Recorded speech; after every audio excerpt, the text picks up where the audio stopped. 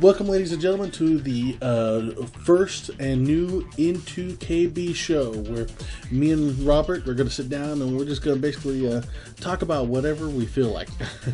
It's just kind of going to be a fun little show for us. It's not going to be necessarily news orientated. It's not necessarily going to be about a game. It doesn't have to be about games. It could be anything that we want to talk about. More importantly, it could be something very targeted. You know, we could talk about very targeted piracy, or we could talk about something, just a feeling. It doesn't really. It's just free flow. So I think that weighs both heavily on our minds right now, and as does with everybody, all the news about the Xbox One. So I think that we both, much like everybody else is right now, we kind of needed to express our feelings on it. So that's what we're going to talk about, is just basically the whole Xbox One story up to this point. So you want to go ahead and take us out there, Robert? Hey, what's up? This is basically a banter, if you will. Yeah, absolutely. Well, we're talking about the Xbox One that was just announced about last week. And I just say, as a long-time Xbox user, original Xbox user, and 360, I'm hard-pressed to say that I'm really impressed. I am waiting for E3 2013 for them to release some game titles. They only released the console itself, or not released, announced it, I should say. Controller, Kinect 2.0. So basically, I don't know, it seems like, from what I've been researching on the internet, it's very anti-consumeristic. Of course. And I don't see why, because you have to please your customers to have returning customers. You don't only target the rich ones who are able to pay $60 every single time for every single new game. That just is not, that's not the right way to do it, because a lot of us, again, we have stuff to pay for. A good game, can be worth $60, but if you get a game expecting high hopes for it, it doesn't turn out to be good. You wasted your $60, you go to trade that in, you get, maybe less than half of what you paid for it. So I think they really need to think about what they're doing to please us. You don't, for example, you don't have high prices at a retail store and think about, all the money you're going to make. Well, the thing is I think the thing that you're kind of maybe missing is, I don't think that they're trying to please us. I think they're trying to please the developers. I think they could almost care less about us, because I was just reading an article where they basically were saying that the hardcore gamer will buy the Xbox 360 no matter what, because basically they buy anything. And they also believe, me and you and all of the people that we know that buy used games, they don't consider us customers. They only consider us customers when we buy brand new games. So again, it's like one of those things where you're not giving us money, so we could care less about you. So that's their mentality. So frustrating, yes, because not only do we buy used games, but we also buy new games. Sure. And all they're going to do by their actions is keep me from buying their console. Well, it's kind of like an assembly line, sort of like, Microsoft is letting developers make the games for their machine. The developers and publishers do that. They send the game on its fine and dandy way, and then, we are supposed to buy it. Well, that's fine and all, but you don't make, you can't please the developers and publishers if no one buys your game. If they keep making crappy games that no one buys, then it's just gonna be wasted of time. If there's no customer base to buy the games brand new, then the console's worthless. Yeah, it's a pyramid. You start with customers who buy the games, and then you do developers and publishers who make them, and then you do Microsoft, who is using it on the console. But here's the thing, this is the only market that does this. I mean, this is the only market where developers think that they get to double dip on the games. Yeah. If you buy a car, you pay the car off, and you could sell that car to whoever you want to. The dealership that you originally buy the car doesn't come knocking on your door and go, "Hey, we want a taste of that second sell. You owe us money." If I go buy a DVD from Best Buy or wherever, I could turn around and sell that to whoever I want to, and Warner Brothers isn't knocking on my door going, "Hey, you owe us money." It's only game development. Yeah. That's the only market that I can think of where people sit there and say, "Hey, We want a piece of that second, third, fourth, fifth cell. Well, I don't know. Well, I guess it's just. I think they're doing that just because it's like gaming is, a kind of a normal, I guess, thing to do now, kind of, sort of. And I think they think it's easy enough to get away with. But with movies and cars, it's just not really ethical in their mind. But games, it is, and I just that's just really stupid. Well, it's a culture that needs to stop. The developers do not own those games forever. Once we buy the game, we own the game. Yeah. And it seems like they have a culture where they feel if they own that game forever. And also, it goes kind of right back to the this issue of backwards compatibility, whereas all the modern consoles coming out aren't backwards compatible. That means all your Xbox 360 games are obsolete if you don't keep your Xbox 360, and that also means that all your Xbox online downloads are obsolete unless you keep your Xbox 360. Those things aren't carrying over. Yeah, people invest so much money into buying exactly the DLC packs, the season pass. So again, Microsoft has their fair share because we've already paid for that on the 360. So once we switch over, then again, they already have their money. We already spent it, but we don't get to get our money's worth, I guess, per se, for a long extended time. But we can, as far as the 360 is still popular, but it will eventually start to fade out once the tech goes down and all that. Yeah, once the developers stop manufacturing for it, and you can't get games anymore. I mean, no matter how many people love their Xbox 360, it eventually will be over. Yeah. I would wager that this is probably going to be the first generation that we see. I mean, I know the PlayStation and the PlayStation 1 was selling and games were being produced for it long after the latest PlayStation was out. But you didn't see that in many of the consoles other than really the PlayStations. But I could honestly see the PlayStation 3 and the Xbox 360 going 5 years into the development cycle of the next gen consoles just because of them still being so popular and still having such a big market base. I think it was just actually really recently, like maybe even 3 months ago, that I think it was Japan or Sony or someone, I don't remember the story, had said that they are completely stopping all PS2 production, even though I thought they had stopped that 5 years ago. But yeah, that's completely stopping. So, and that came out in 2000. The year, man, freaking 13 years of a console life. That is insane. I remember 2 years ago when they were coming out with the Xbox 360 and the PlayStation 3 sales figures, they were still saying, and the PlayStation 2 still sold 10,000 or whatever. I was like, what? Yeah. Blew my mind. So, but that's a fluke. Most consoles don't see long-term sales after the next generation comes out, but I think this one will. I think a lot of people are going to hold on to the current consoles. And it kind of brings up a little bit of curiosity in me why the PS2 stayed so strong, and I wonder if it's because the company Sony they didn't. Well, of course, at the time it was kind of impossible, but it's a gaming console. That's all it is. Yeah. It's not a Netflix box. It's not an all-in-one thing. It's only for games, and a lot of good games on it because that's all they focused on. But now with all this other tech coming in and all this stuff they can do, they just kind of push all this other stuff in your face. Oh, the games are good, but hey, man, it's your Netflix box. It's your this box. It's your this box to, I guess, reduce the clutter of your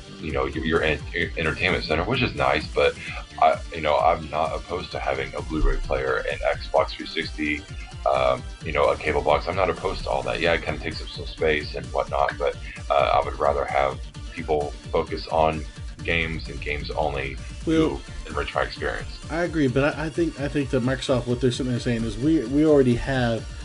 Here, this is the only positive thing you're going to get me to say about the Xbox One or Microsoft right now, because I'm beyond pessimistic about this thing. So, where Robert's kind of reserving judgment till E3, I've already passed judgment. But I think that Microsoft is saying that we already have the best online service, and they do.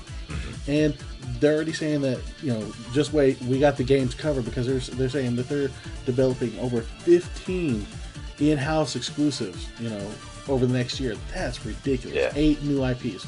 So I think Microsoft is sitting and saying, okay, we already mastered the online multiplayer. We have the games squared away. We're going to do that, and we've always been the best in that, of course, opinion. But and so what they're trying to do is they're trying to show you that they're adding on the other thing. But I don't think that they're necessarily losing focus on the game. I think the Xbox One will excel at launch date, title, games, stuff like that, and it'll have amazing titles. Yeah, and I just thought of something. Now think about this. Do you think that developers who also develop and publish games for PC have an upper hand on consoles? Because they don't have to, they don't really, what am I trying to say? They don't really have to compete, I guess, to have exclusives on the 360 or the. I could see. Let me answer your question in a different direction. Get to the heart of your question. I could see that these two consoles, because of the used game market and because of all the other stuff that is coming along with the paywalls and always on DRMs basically, or always on connectivities and all that kind of stuff, I could see these consoles making a new golden age for PC games. I think that there's going to be a lot of people switching back to PC gaming, and because PC gaming, there's a lot less manufacturers now. It's a lot easier to build a gaming ring than ever before, and I think that once the sales surge in PC gaming, a lot of developers are going to run back to start developing games for PC. So I could see within 4 or 5 years PC gaming surging again. Yes. Yeah, and that's kind of what I was actually trying to say is with all this stuff that they're having, the obstacles they're putting you through just to, again, play a simple game. That's all it is. But they're putting all this stuff in front of your face to get you from, doing that on a console. Strangely enough, I think the PC is really not as restrictive, and I think that's a good thing. Non-restrictiveness is good. Of course, again, you have piracy and all that. Always on DRM. Yeah, exactly. SimCity. Yeah, the SimCity thing. That's awesome. I love I think it was a YouTube video I was watching. The guy EA recently came out and said that they were not going to be doing any more always on connectivity, DRMs always on like that. And he was like, well, no, duh, because Microsoft is doing it for you. Pretty much. Yeah. But that's the thing. It goes back to the Xbox One seems to be dedicated to swaying the developers about, okay, there won't be piracy, there won't be secondhand sales. It's not taking the gamers into heart. It's like trying to cater to the developers. Yeah. Well, and another thing I thought about was CDs and music. MP3 downloads, happen are illegally downloaded every single day, all day. So, but yet, I still, will actually go to a music store and actually buy the physical CD just because I enjoy, maybe the album artwork is really cool inside the booklet, or just the CD looks really cool. Having the actual CD in my possession is something that is really special, and I can import all the songs on my computer, put all those same songs that are on the actual physical CD on blank DVD or on blank CDs and give those out to friends if they needed them. But yet, they can use the blank CD and still enjoy all the music, but not, it'd be silly to have a paywall or whatever as burning CD. Could you imagine if you gave somebody an audio CD, they took it home and put it in their stereo, and the stereo goes, "Not, you got to pay money to play this thing." Yeah, it's or ridiculous. Just keep saying blank. Oh, I'm blank. I have music on me, but you have to pay 50 cents per song to play. That's ridiculous. It literally makes me angry at the developers and the publishers, because it just feels like the pinnacle of greed. That they can't be happy with the first initial sell. Let's not belie the fact that on a secondhand sale at GameStop, that game was bought once before. Yeah. So that means the game developer probably got a premium price at $60 a game. They got that premium price, and then to sit there and say that they deserve a cut of the second, it's insulting. It's absolutely insulting. And again, are these games even going to be $60? Some speculation was going to say they're going to jump up 10 or who knows? But like going back to the PC, kind of has maybe a little of a upper hand on this because they're cheaper. Yeah, for one, they're cheaper, and two, it might be kind of expensive to get a gaming PC and have really nice graphics and good CPUs and all that memory. But from what you pay, I would be really surprised to see the game cartridge or the discs jump, and here's the reason why. From everything I've read from developers, that these next generation consoles are not like the PlayStation 3 in an odd leap of technology. That's one of the reasons why, going back to the longness of the PlayStation 2 lifespan, was because the PlayStation 3 was so hard to develop for. A lot of people didn't get it because it was so foreign technology. But you don't have a bizarre leap in technology. Almost everything in both the PlayStation 4 and the Xbox One is off-the-shelf tech. So to develop for these games is not going to take a massive effort to learn the architecture.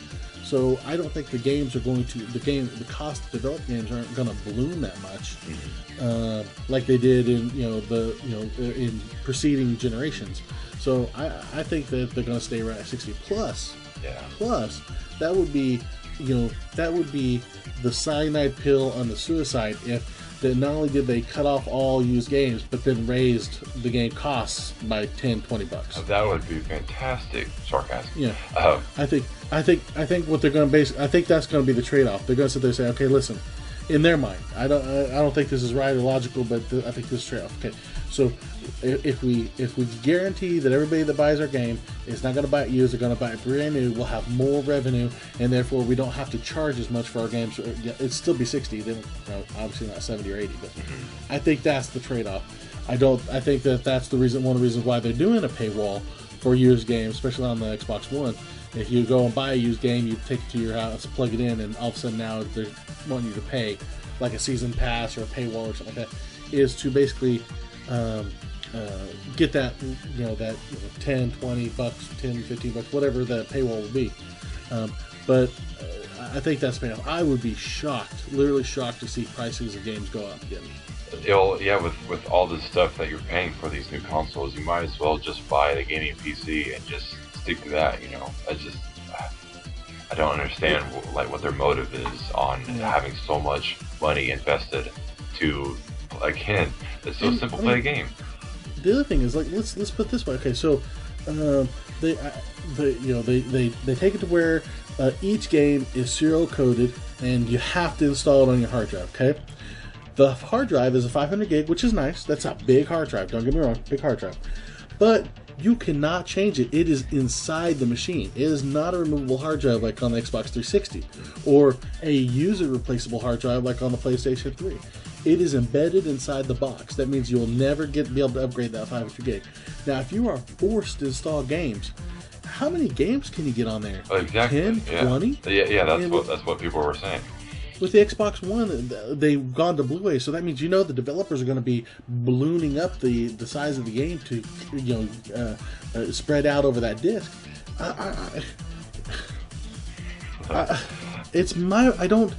I can't. Speechless. I've tried to come up with a positive, something that I can latch onto and go, at least that's cool, or at least that's good. I looked over at my wife and said, listen, honey, at least you don't have to worry about me buying Xbox One this season. Well, I don't know, is there a way for them, because, so is all this stuff, the paywall, is all this already confirmed? The paywall was confirmed by a dev kit, Durango dev kit, so that's pretty much confirmed. They have basically said that the almost always connected. They came back and said that the Xbox 360 will connect within every 24 hours to updates and stuff like that. So it's almost an always-on connectivity. That's confirmed. The non-removable hard drive confirmed. The serial-coded installed hard drive, the one-use games, absolutely confirmed. So yeah. So let me get this straight. I'm going to foresee, because with all the stuff you just said, that's kind of a negative to me.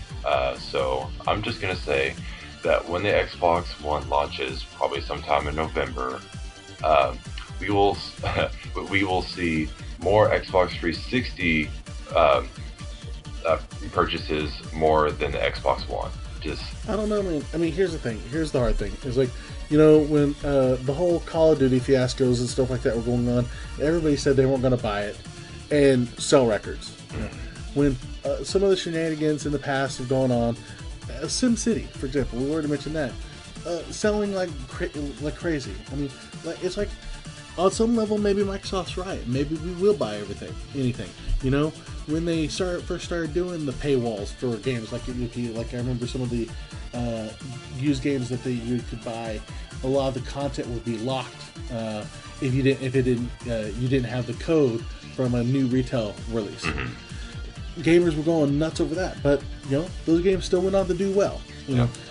So how much are we to blame for this? That's the question for the audience. How much is Microsoft and EA and all these game developers and publishers responsible for this, and how much are we as the consumer who clearly vote with our dollars? How much are we responsible for this? If we roll over and say, yes, take advantage of me and I'll still give you my money, are we not feeding the beast? Are we not responsible for it? Well, I think eventually it'll catch up to them. Eventually, the robots, the sheep who are going to, I will buy everything. I think eventually those people are going to start to, not be as excited or finally, like come to the senses, be like, man, that's retarded. That's stupid. I'm not going to do that. Yeah, but the problem is they already gave their money to. By that point, it's already too late. They already gave their money to Microsoft for the Xbox One. They've already gave the money to another, manufacturer for the game. Well, it's too late at that point. Well, do you think that Microsoft, like being such a money-hungry horse, will actually, if they will start to see their Xbox One sales decline, which, again, from what you confirmed, I think it will. I really do. I hope so. I do too. It's like, do you think if they will start to decline, that they will actually maybe be kind of really, really crazy, but like recall all Xbox Ones and just kind of go back to the drawing board? I think what they'll do is they'll kind of, with a PR spin, say that it wasn't working out, and then they'll change stuff via software update. It's almost all the stuff is controllable by software, so I think they'll just roll out a desktop update that takes it out, but kind of like I can't remember the exact, but I remember Sony doing some of that stuff where they would, have a system spec or whatever, and they would roll out the change when everybody got up in arms about it. Yeah, and I don't know about you guys, viewers, but I remember I wasn't an Xbox 360 owner on its first year. I think it came out in 05. I had mine in 07, and I've had it ever since. I remember and loved the old Xbox 360 dashboard. That was something, again, that was revolutionary. That was changing. You could actually have the dashboard and buy stuff off the marketplace, and add-ons and upgrades. They didn't have a season pass for $50 like they do for Call of Duty. If you wanted the game, if you wanted the extra maps, you could. It was there at your disposal. But the old dashboard and the blades, and having just a new console that was focused on only games and creating new and really good looking and graphically amazing games. That was, I wouldn't say life-changing, but that was something that I'll never forget. And even having the original Xbox, playing Halo 2, playing a few other games I really don't remember because Halo 2 took up all my time. It was so new because it was at its heart a really fun thing to just hop online when Xbox Live came out, play with your friends, play with people all across the world that you had never met before, but had a really good time playing in co-op and whatnot. That was good, but now it's more focused on money. It's more focused on how could they get their share, how could we change this, and completely throw everybody off and make them disappointed.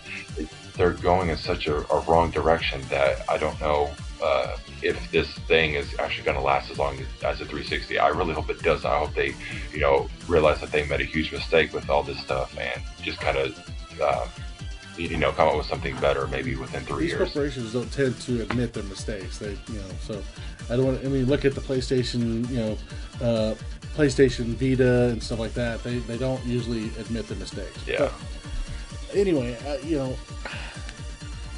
I implore anybody listening to this show, please vote with your money.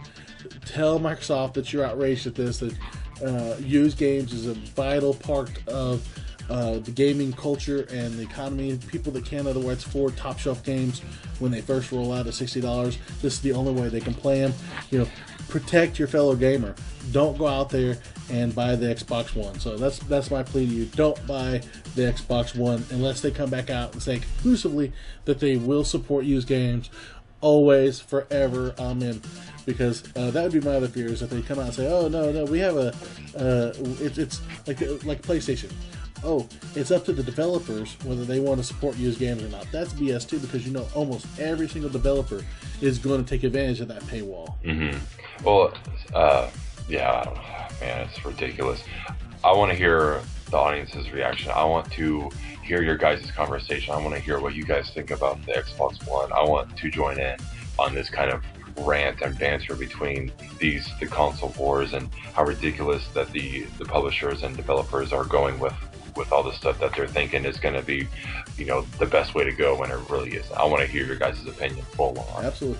So I think the best way to end the show is with predictions. So I'll make my prediction, and then Robert, you go ahead and make your prediction. My prediction is that Microsoft is absolutely right, and we're all idiots, and we're all dumb, and we'll pay for anything, and that they can take advantage of us, and we'll still give them our money. And I think the Xbox 360 is going to sell, the Xbox One is going to sell like candy, and that Microsoft in the end will just go to the bank, laugh to the bank, and that we will all screw ourselves. That's my prediction. What's yours? Mine is the gamers will talk back, because without the gamers, there are no games. Without the games, there are no developers and publishers. Without that, there is no console. Without the gamers, you don't have a customer base. You don't make any money by selling games to, pigeons, just for example. There's no way to possibly make any sort of revenue or profit if you treat your customers with such, bad loyalty after they have gone through and paid your ridiculous DLC. So you don't think it's going to sell very well? No, I really don't. No. I think so. You heard it first, ladies and gentlemen. Next December we can check back with sales records. So Chris says it's going to sell through the roof, and Robert says it's not going to sell very well. So we'll see, we'll check back in December and see which one of us is right and which one of us is wrong. Either I'll put my foot in my mouth, or I'll actually come back and say, I love the Xbox One. Yep. So we'll see. All right, ladies and gentlemen, I appreciate you so much for joining us on the show. Obviously, like, subscribe if we changed your lives. If you enjoyed it, please get involved. Comment. Let us know what's going on. Comments are the best way to let us know if we're doing the right thing. Let us know if there's something needs to change. Answer our question, how you feel about the Xbox One. Just get involved. I implore you. That's the best way to encourage us and keep us making new content, and let us know how you feel about that content, okay? So this is Chris. And this is Robert. And signing off, and as always, to be continued. To be continued. And one more thing, thumbs up for Halo 2 Anniversary. Yeah. Yeah. All right. Take it easy. Bye, guys.